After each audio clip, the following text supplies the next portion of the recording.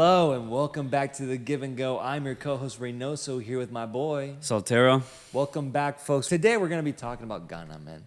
Ghana. The Black Stars. That Black Star, yes. Yeah. Making their fourth appearance at the World Cup now. They've only made 3 appearances in the past. In 2006, they went all the way to the round of 16 versus Brazil, and they lost out. But what's crazy is that wasn't even their best World Cup run, man. Because in 2010, they somehow managed to find themselves in a World Cup quarterfinal and were a handball away from being able to qualify for the semifinal and be the first African nation in a semifinal. But the Luis Suarez handball happened. The penalty ensues, hits the crossbar, goes out, and Loco Abreu steps up to the spot and makes a beautiful Panenka penalty to kick you out of the tournament. Yeah. That's how Ghana lost out on a semifinal position. Dude, that's scarring. That's so much drama. What a way. That has to be one of the craziest ways to go out in any sport, in any tournament ever. Dude, I really, really, truly am curious. And we might have to plan a give and go trip one day to go to Ghana. And I just want to talk to people. I want to see what they actually think. What's the general consensus on what happened in that World Cup? Because being Mexican, man, I understand the idea of how we feel about no era penal. You know, it's become such a cultural meme, but at the same time, you can tell it means a lot to these people, the way that game played out. I wonder if in Ghana, if they even talk about it. I don't know. It's scarring, like you said. It can be something truly traumatizing for a lot of people, bro. Yeah, so where it's like hush, hush. Yes. You know, we don't talk about that. But if we have any Ghanaian viewers, please comment down below. Oh, please. What is the general consensus? How do people feel about what happened in 2010? Moving on, in 2014, they had a group stage exit. And since then, that was their last World Cup appearance. Weren't able to get there in 2018. 2022 comes around, and in the second round of qualification, they actually tied for first place with South Africa, who was trying to vie for a potential playoff spot in Africa's qualification. They both got 13 points. And not just that, they both had the same goal differential. Yeah. It was actually the amount of goals that Ghana had scored for that ultimately decided them getting that spot in the playoff. Yeah. Crazy, man. Crazy. So Ghana was that close to not making it to his World Cup. In the third round of CAF, they get matched up with Nigeria, and they initially have a 0-0 match, I believe, in Ghana. Yep. But then in the second leg, Thomas Partey steps up, scores a goal for Ghana. It then gets tied up. It's 1-1. And because of away goals, Ghana qualifies to the FIFA World Cup, knocking out this true African, you could say powerhouse, Nigeria in the process. Group H is where Ghana lands, where, funny enough, they are once again set off to match up against the dreaded Uruguay squad with still some players that remained in that team from 2010, as well as Portugal, and lastly, South Korea. Right. This is Ghana, bro. This is Ghana. A proud people, a happy people, a passionate people. Showing up to Qatar in 2022, and it'll be good to see them, bro, because honestly, man, there was a time where Ghana was super prominent for the States, specifically, for the United States. You remember how Ghana, I think they knocked the USA out in the round of 16, and then they got matched up with them in their group the following World Cup, and there was a storyline of like, can we avenge our demons from that Ghana game? Yeah. And it's crazy because avenge they did, man. Avenge they did, managing to get out of that group and I think defeating Ghana in the process. Yeah. Ghana's been a notable team for me, for us, and I'm just interested to hear your thoughts on them and how you think this team will look going into the tournament. I am left a frustrated figure when I think about Ghana, bro, because in my opinion, and this is going to sound a little harsh, but just bear with me, Ghana haven't done anything since 2010. Realistically. Sure, they qualified in 2014, but they were terrible. They were horrible. So much so that I was like, I wanted that USA-Ghana game to be the way it was in 2010 in that knockout stage because I remembered that. I was so impressed by Ghana. I was like, oh, yeah, no. Ghana's the better team. They deserve to go to that quarterfinal to play Uruguay. The USA did not. So I was hyped. I was so hyped for that game. Dude, Ghana didn't even show up to the tournament, bro. It was that bad in my opinion. And even look outside of the 2014 World Cup and every single AFCON, and those happen every 2 years, Ghana hasn't won a title. And if you're supposed to be one of the bigger teams in Africa, and in a continent where the champion gets rotated, it's not like the Premier League or the Champions League where it's just like a handful of teams that win it. I mean, Zambia won it one year, bro. Yeah. Like, how is Ghana not taken that prominence, that dominance we talked about in 2010? How have they not taken that to the pinnacle of African football? That, for me, is a failure. Whatever generation they had that was successful, I guess it was only successful for like 2-3 years max. And for me, like, that sucks, because to go to a quarterfinal and nearly go to a semifinal, I hate how fleeting it is. And kind of similar to Costa Rica, right? It leaves me frustrated, because just imagine if Ghana just had influx of players over these last 8 years. They would have qualified for 2018. That's another thing, dude. They didn't even qualify for the 2018 World Cup. And the way that they qualified for 2022, bro, that is not something that you should be proud of. They made it. They pulled through by the skin of their teeth, bro. And that again just sucks. Oddly enough, kind of like Australia, how they just had to go through a weird UAE team and then just get lucky on penalties against Peru. I saw the same thing with Ghana. They got lucky that they scored just slightly more goals than South Africa. And then honestly, I'm shocked that they beat Nigeria over 2 legs. Absolutely shocked, because they didn't actually beat them. That's another thing. Yeah, you're right. Away goals. Just the rule, yeah. Just the rule got them through. So in a way, kind of like another lottery. Ghana won the lottery several times, in my opinion, to get here in 2022. And now let's talk about a little bit the football aspect, because I'm just saying a lot of factual things. So maybe I have a negative bias towards Ghana, but it's beyond that for me, because it always starts with the football. That's why I love this sport. It's why I analyze it in the first place.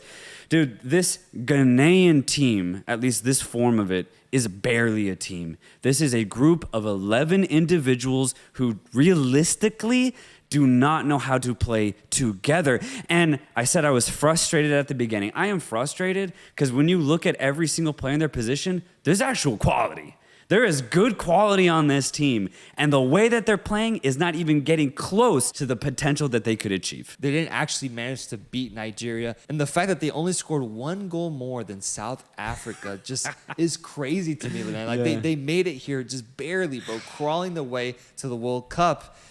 And it's frustrating because they do have talent, bro. I mean, let's start with the Inaki Williams situation, bro. Yeah. The new signing, the new player that's joining Ghana all of a sudden, switching from what once was a Spanish blood, transitioning over to a Ghanaian blood, and finding a way to now be a part of this team. Inaki Williams is an impressive player. I'm actually very impressed by him because, bro, his streak of starts, his ability to play games and be healthy is something that has been unseen in the world of football, bro. Yeah, he broke the La Liga record for consecutive game appearances in a row. It's crazy. I think it's like 8 consecutive seasons where he didn't miss a single game and he started every single one or some shit like that. Yeah. It's insane. So that already just tells me that you get a completely secure, reliable player.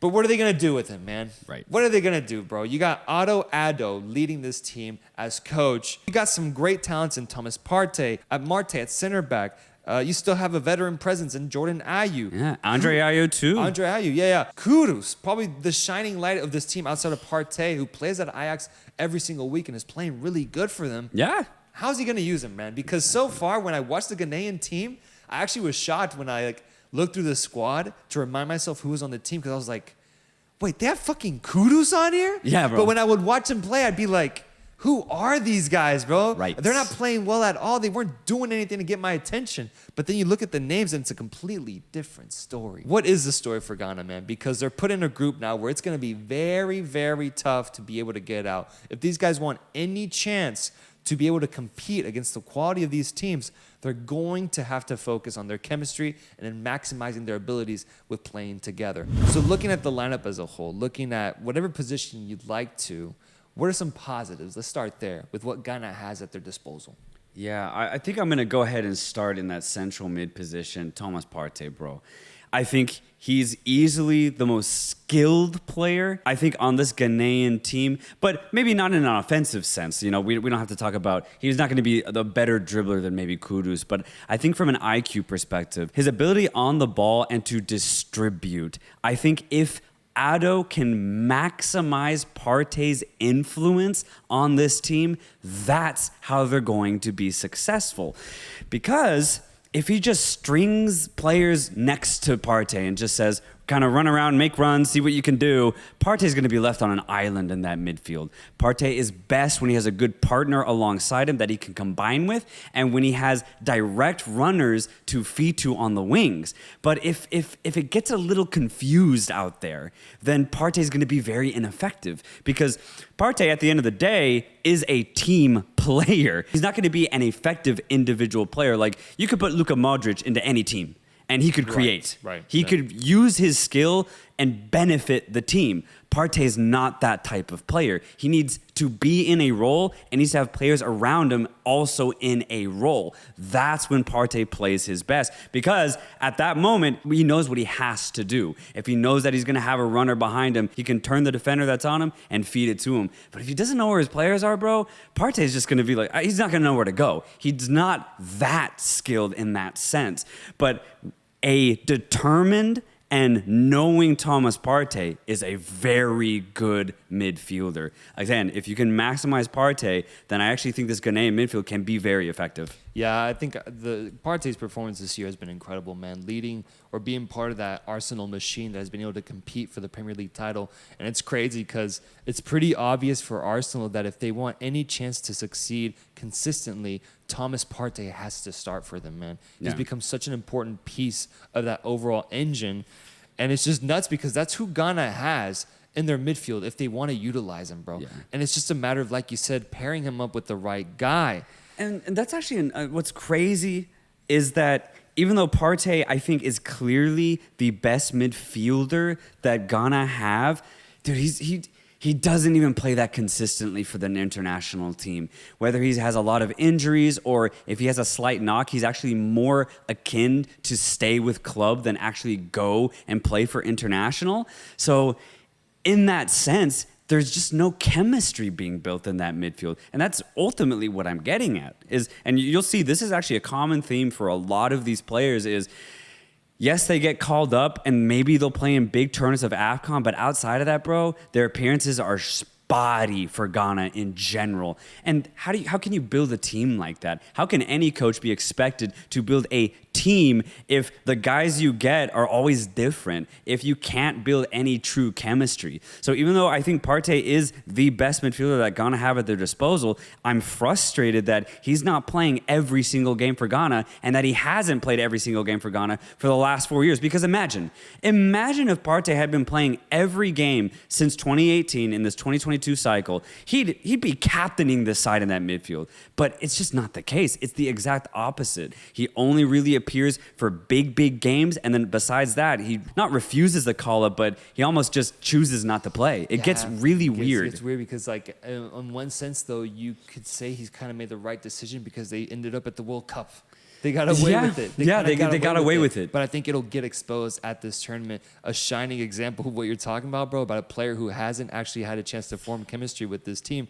Iñaki Williams, man. Exactly. I don't think he's stepped in the country yet, bro. I don't think he hasn't even been there yet. Played a home game. Yeah, man. So it's like that's who you're going to have up top potentially starting for you unless they go with a Fena Guillan, the youngster who's like 19 years old right now. Right. But already it's so concerning to see these really talented names on the lineup sheet, but play with zero chemistry, man. Zero. Yeah, so continuing with that theme of offensive Ghanaian options, you have Jordan Ayew, who's at Crystal Palace and has been a staple for this Ghanaian team for over a decade. Dude, now, yeah, he has. Over a decade. Had some really good heights with this team, being part of, I believe, the 2014 World Cup Ghanaian team. Mm-hmm.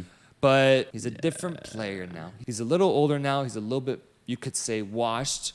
If you want to look on the positive side, though, now you have a veteran offensive option. You transition from being a young and youthful, exciting player to being an old but smart vet. Yeah. Could Jordan Ayew potentially find some form and some fitness on that left side, bro? Because he is playing with nothing but youngsters up front or with other talents that are much more energetic. So could he play more of a role that's more about being the feeder, more about being the guy that can just put these guys in really good positions, use that veteran leadership to guide the team offensively and to calm them down a little bit, bro? Because we know that the World Cup is one of the most nerve-wracking events that the world can offer to a human being. If he can just kind of teach these guys in the locker room, kind of guide them and lead them on the field, then maybe he could provide to be a really important part and piece of this Ghanaian team. But when we look at output, when we look at what he can do on the field in order of generating goals and assists, I don't think it's going to be there, man. I don't. He might get that one opportunity throughout the tournament, but I just don't see it happening consistently enough for them to hope that he can potentially save them in that sense. What sucks is that there really is no depth in that winger position for someone else to come in and potentially take over. It really seems like it's Ayu's spot because of lack of options. Yeah, absolutely. I think Jordan Ayew will actually start in that left wing or left striker position, whatever you want to call it, for Ghana, simply because he is going to provide that veteran experience up top.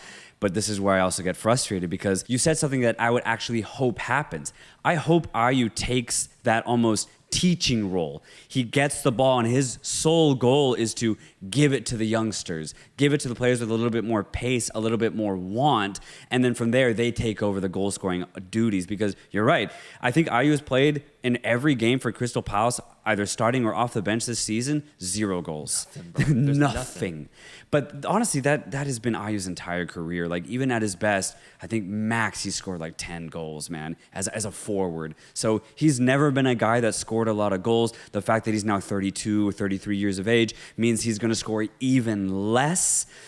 And I would love it if he played more of a distributive role out on that wing. Here's the thing, though. When I see Ghana play, they actually rely on him to create everything. Yeah. There's a weird reliance on him to be the star forward for Ghana. And it goes back to the idea of team chemistry or team identity. That is not what you should be doing. You should not be asking Jordan Ayew at this age anymore to just get the ball and take it at an entire defense. Maybe when he was like 24 and he had a lot of energy and youthfulness to his game, sure, let him try it, because it's entertaining at the very least, but that simply isn't his game anymore. But I hate that Ghana still ask him to do the same thing that they've been asking him to do for 12 years now. There's no progress, and for me, it's just detrimental to Ghana's offense and the team as a whole.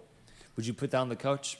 This gotta be on the coach, man. This gotta be on Otto. That's what's crazy, though, is that even when Otto wasn't in charge, because, dude, they've had like 10 coaches in the last 10 years. It doesn't matter. The coaches just say, we don't have depth. Ayew, I need you. Yeah. That's what they say. Every coach has said basically the same thing. That's why I'm so frustrated with this Ghanaian team. If you could just give a smart coach a project, say, look, build this team up for us. We'll give you 3 years. That, I think, would be the ideal Ghana, because then you'd actually get a true team. But every coach has so much pressure to immediately get results, and if they don't, it's curtains for him, bro. And that is exactly what has happened. I mean, Rajovic, the guy that actually brought them to that 2010 glory, he was the previous coach before Otto Addo. He went to the 2022 Africa Cup of Nations. They didn't win a single game. That's how bad this Ghana side is, bro. They didn't win a single game in AFCON. Yeah. God. And they crash out of the group stage with 0 points. That is the African caliber type team that is going to be at this World Cup. And that is very concerning for me. And it's things like this where you just don't utilize Ayew correctly. It's things like this, and you'll see it throughout the pitch. Players, in my opinion, are not being maximized. They're playing out of position, or they simply don't have the tools around them to succeed. And I think Ayew's a perfect example of that. Yeah, man. It really is so intriguing, too, because the names are not bad, bro. No. They're not bad. I'm about to go over to Kudus, man, who's at Ajax. I already highlighted him a little bit, but Jordan Ayew, Kudus, and Yaki Williams, bro. On paper, there should be something there. There should be something. And given the fact that they basically haven't played together yet, basically, there really is an opportunity for them to find form with each other as a cohesive unit at the World Cup. I'm just hoping that maybe something happens, bro. Something. Because if you're Ghanaian, you're thinking the same thing. You're seeing how you performed so bad in AFCON and how you barely got through in qualification. And you got names to your fucking team, bro. Some really prominent names. Find that form, man. Yeah. Find it. It's do or die with this team. And I think this is going to be one of the biggest talking points for Ghana, because if they don't find it, bro, there won't be anything up front for them to work with throughout the whole tournament. Yeah. Kudus as a shining light for Ghana is a really good point, because I agree. I think Mohamed Kudus has the ability here to actually shine at the World Cup, not just individually, but to actually help his team. Kudus right now at Ajax is improving basically every game. I remember seeing him come onto the scene as a teenager for Ajax like maybe it was 3 years ago, and there was a lot of raw talent. You could immediately see Kudus had a lot of ability on the ball, and he's a penetrator. At the end of the day, he loved to dribble, and he is a very good dribbler, but his output as far as crossing or making the right pass or even just holding the ball for the greater good of the team, he wouldn't do it. He was just get the ball and go. Over these last couple of seasons, I think Kudus has actually gotten to be a smarter player. His IQ has increased out on that pitch, and especially this season, in this 2022-2023 season for Ajax, I see a different Kudus, man. I see him still as a good penetrator and a good ball handler, but his decision-making has been a lot better, man. Yes, obviously Ajax in general have had a weird Champions League, but I think from an individual point of view, Kudus in my mind has played very, very well. His hold of play is a lot better, and he's way more willing to lay the ball off and make a run, or lay the ball off to a midfielder just to hold on to possession, and then from there, a better play can build. I didn't see that from Kudus even a year ago. It was more of just he's an out-and-out winger, and his sole goal was to attack. But now he's kind of being a more complete forward. And so if he can do that for Ghana, I actually think that can be very, very fruitful. But I'm going to keep that weird theme of, if this is Ghana Kudus, then his only main objective is to get the ball and penetrate. And I would hate that. If he can be smart about it, maybe Otto's like, look, man, play the way you're playing for Ajax, roam a little bit, get the ball, be patient. Then I think Ghana could be very successful. But I have no idea if that's going to happen. If it does, though, Ghana will reap the immense benefits from Kudus' play alone. And then talking about Inaki Williams, I do want to say one last thing on him. It is crazy to me. It is crazy to me that he has not gotten a single call-up for Spain. That's insane. The track record that he has had for Athletic Bilbao in La Liga for the last 8 years, however long it's been, at a young age coming through Athletic and being a mainstay forward for this Bilbao team, how does he not get one game? Yeah. Just one. Like, how has Luis Enrique not been like in a random friendly or in a random Nations League game, just being like, all right, Williams, I'll play for 10, just come off the bench for 10 minutes. He hasn't even done that, bro. He has not played a single competitive second for Spain, and that boggles my mind. So I say, fuck it. I'm glad that he's decided to go with his Ghanaian roots, rediscover where he came from, get closer to his ancestors, because we'll actually get to see a good footballer out on this stage, and we wouldn't have Dudu Enrique just never picking Williams. Yeah. And I absolutely, it's shocking. That's shocking. I am so shocked. But I'm glad that Ghana now have this. My only worry is, I mean, he's played one time. He played one time literally a month ago in that September window, and that's it. There's no chemistry built whatsoever. It's nobody's fault. It's just unfortunate, in my opinion. To so much so that I'm curious to see who Otto is going to go with. Skill-wise, you have to start Williams. But based off of who has played more in this number 9 position for Ghana, it's been Felix Gian, bro. And that is a weird decision if he ends up going with it, because his club form has been non-existent, essentially, with Cremonese, the worst team in Serie A, and he's barely getting any bench minutes, man. I don't think he has, maybe he has one goal. I don't even think he has that, actually. And so if he were to start for Ghana, it would just simply be because he's 19 and he's young, and he's just going to be an X factor. I don't like it. I would rather start a player like Iñaki Williams, but again, I just wonder what Ado values more. Does he value that experience that Gian has for Ghana, or does he just go with sheer quality and what Williams could provide? Very curious to see who he's going to go with in that specific position. Yeah, this offense is a conundrum. There's a lot to be figured out here. Yeah, there's a lot to be figured out. I don't know. I don't know if there really is a combination that can lead to success in the sense of being able to get you out of the group. I don't know if that exists. There's some notable names, but for me, it's the mix. For me, it's the mix and the way that they're playing, the style of it that really concerns me. So regardless, because of it being such a prominent question, I'm excited to see it play out. Like, I'm excited to see if Ghana completely loses control and doesn't know how the hell to create a goal. Yeah. Or if Iñaki Williams just has the tournament of his life, a complete fuck you to Spain, yeah, and goes the fuck off. Like, I really am curious now, but I think it builds up this Ghanaian offense for me. Now, I don't know how Otto is approaching the defense, bro. I really don't know, but I know that if I was the coach, bro, I would be looking over at Salisu right now and Amarte and saying, you're going to be working overtime for me, boys. I'm going to need you guys staying late nights. Yeah. And I'm going to need you here early in the morning, too. You boys are going to be working hard come this World Cup because they're in a tough group that is filled with nothing but offensive prowess, bro.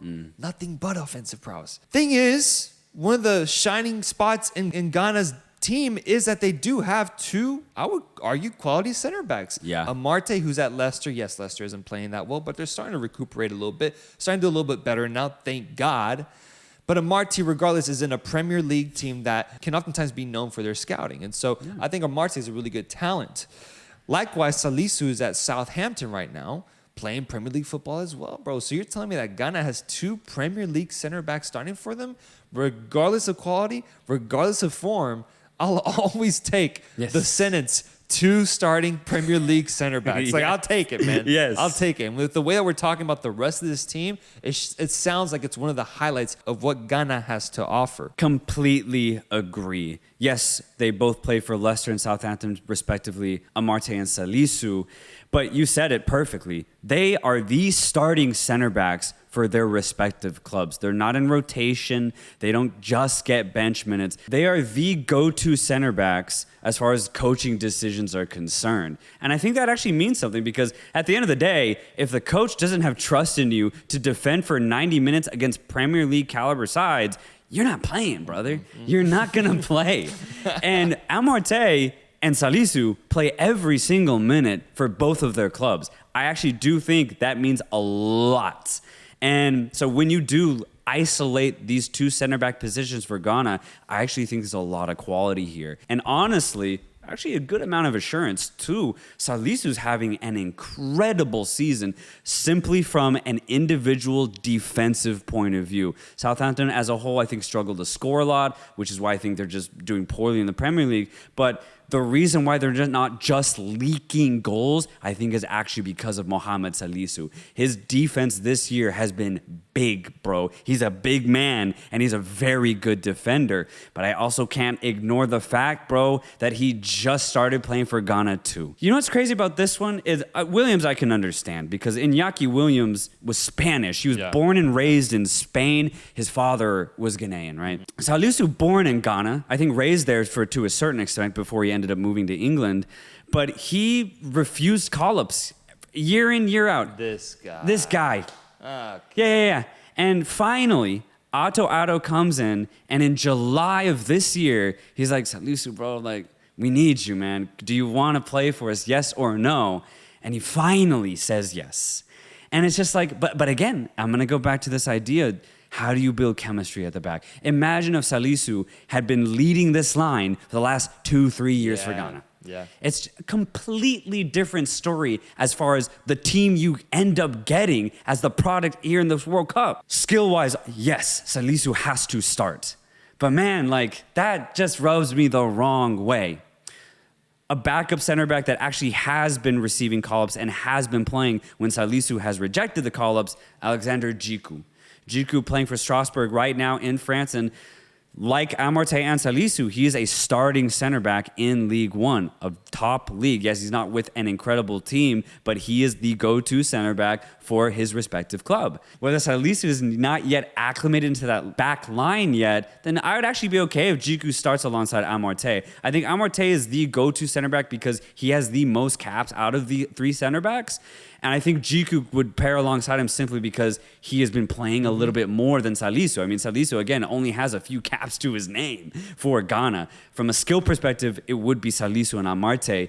Curious to see, once again, who Otto goes with. There's so many things for Otto to figure out, bro. And we are 2 weeks away. Going out to right back for Ghana, you actually have a player who's playing for the best team in Belgium. Dennis Odoi. What's crazy about Odoi is that he's actually born and raised in Belgium. And he too... Another one. And he too just decided to play for Ghana. Dude, all these players are settling for Ghana. How does Ghana feel about that, man? I know, bro. There's no pride there. There's no pride. It's the opposite of Uruguay, man. There's zero pride. These guys are like, I guess I'll put on the Ghanaian jersey. Yeah. God. Yeah, no, and Odoi's dream was to play for Belgium. He would criticize Mark Wilmots when he was at the helm because he never picked him. And now finally he has a chance to go to World Cup through Ghana. So Ghana are going to use that. Otto Addo's definitely going to take it. But again, I mean, how do you build chemistry if he's barely played? I don't know. From a skill perspective, yeah, he's a good fullback. He's very experienced. I think he's 31, 32 years of age. So he definitely has the experience playing in Belgium and playing very well right now. The influx of players that Ghana have recently gotten over the last 12 months is just intriguing, to say the least. Whether it amounts to anything, I have no idea. I'm inclined to say no at the end of the day. Well, I mean, another one, the goalkeeper in between the sticks, Joe Wallacott. British, born and raised in God damn it, bro. Born and raised in England, and I think he made his first appearance for Ghana at least 9 months ago in the AFCON. At least. Okay. So he's been in the system slightly longer. But other than that, Ghana don't really have any other goalkeeper that they look like they're going to start. Yeah.